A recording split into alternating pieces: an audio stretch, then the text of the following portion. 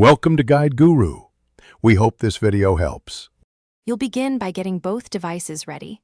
Update iPhone and laptop so AirPlay works reliably.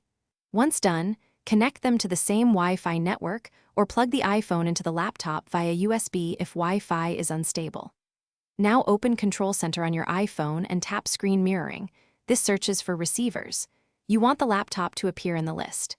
If it doesn't, make sure AirPlay receiver or compatible app is running on the laptop before moving on. You now select the laptop as the target. Run an AirPlay receiver app on the laptop or enable the built-in receiver in system settings so it accepts connections. On the iPhone, pick the laptop name from Screen Mirroring. You'll see a connection indicator. Make sure audio routing is correct and adjust resolution or scaling on the laptop if the image looks zoomed. If you need a more stable link, switch to USB mode, which reduces lag and keeps the mirror active during heavy network use. Finish by confirming the mirrored screen is responsive and that audio syncs. Stop mirroring from Control Center or the laptop app when done to free resources.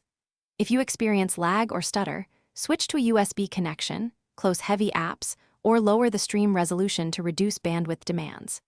If the laptop never appears, restart both devices, verify firewall or network isolation settings aren't blocking AirPlay, and ensure both devices are on the same 2, 4, or 5 GHz Wi-Fi band before trying again.